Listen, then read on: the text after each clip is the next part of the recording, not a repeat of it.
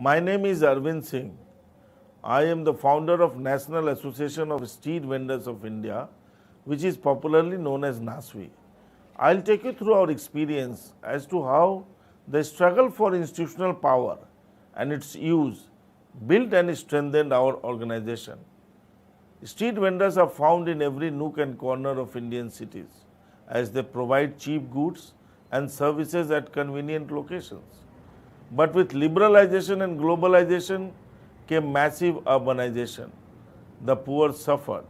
Mass evictions and brutal harassment was the consequence. Politicians wanted Indian cities to be like New York or Singapore. Cities stopped licensing vendors and passed laws making them illegal.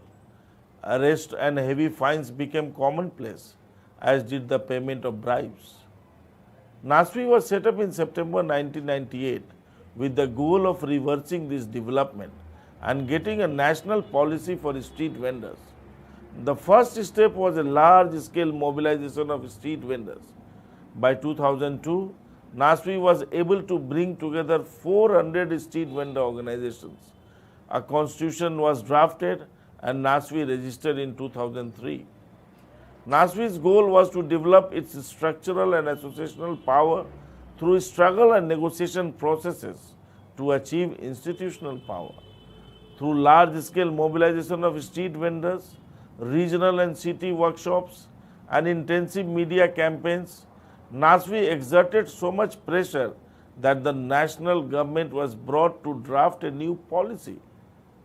In less than a year after NASVI's official registration, the new policy was adopted in January 2004.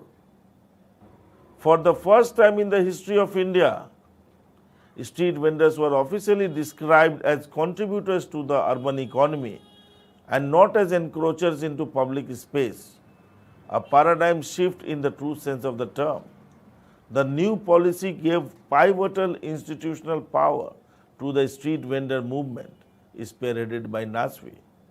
For the most part, NASVI and its allies had authored the new policy, which gave a formal framework to protect and secure livelihoods of a sizable proportion of the urban poor. Now that they had an official policy they could easily use as a reference point to protest forced evictions and other harassment. For NASVI, the struggles on behalf of street vendors did not end there. This first success had swelled NASVI's membership base, and in 2009, NASVI decided to fight for both policy implementation and a central law. The government was opposed, but a verdict of Supreme Court of India in October 2010 came as a shot in the arm of NASVI. The verdict said that the vendors had fundamental right to carry on their businesses under the Indian Constitution, and this right must be protected by a law. Seizing the opportunity, NASVI launched an intensive campaign that propelled NASVI to a strong and visible position in India. Using its growing structural and associational power, NASVI fought for and finally succeeded in getting a very strong law for street vendors enacted.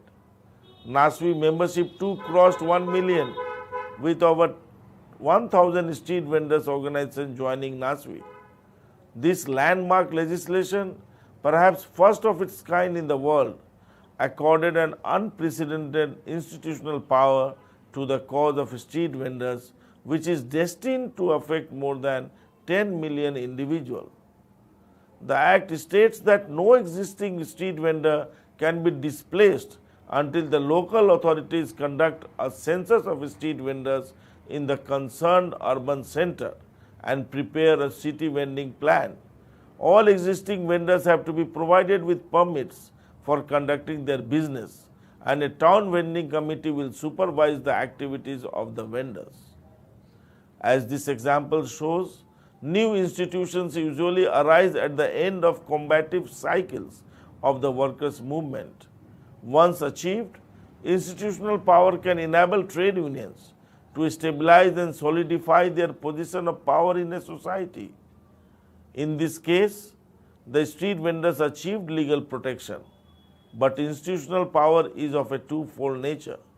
While from time to time it provides trade unions with far-reaching rights, at the same time it demands compromise and conformation, restricting a union's power to act. In case of NASVI, street vendors must actively fight for the recognition of their protected rights. They must ensure that local authorities abide by the law and follow it to the letter. Without the backing of NASVI, the institutional power of the street vendors would exist only on paper. NASVI had to assume the role of a resource organization, developing capacity of street vendor leaders to effectively participate in the town vending committee. As the town vending committee became the most powerful body without which recommendation decision regarding vendors would be invalid. Town vending committees have emerged as multi-party negotiation bodies, a new bold experiment in labor negotiation. The traditional tripartite forum was not suitable for informal workers like street vendors, and NASVI evolved the concept of a multi-party TVC. Now I will put forward some quizzes to you. Number 1. Associational power leads to furtherance of other power resources. True or false? Number 2. Furtherance of one power resources automatically reinforces others. True or false? 3. Institutional power resources leads to development of other power resources. True or false? Number 4. New resources can be found through multi-stakeholders participation. True or false? You can also take some homework assignments. Take, for example, any category of informal workers. See what macro level changes are impinging upon them. Discuss as to how those can be organized from micro to macro level and what institutional power resources can be developed for them. You can organize focus group discussion with the workers, which can throw institutional power resources they would need. I would also recommend additional material resources and references. For example, MSP, Symbolic Politics, Legalism and Implementation, The Case of Street Vendors in India, Common Journal of Local Governance. Bhaumik Sarit, Hawkers and the Informal Sector, a study of street vendors in 7 cities, a report prepared for NASVI. You can also have a look at the website of Government of India, Ministry of Housing and Urban Poverty Alleviation.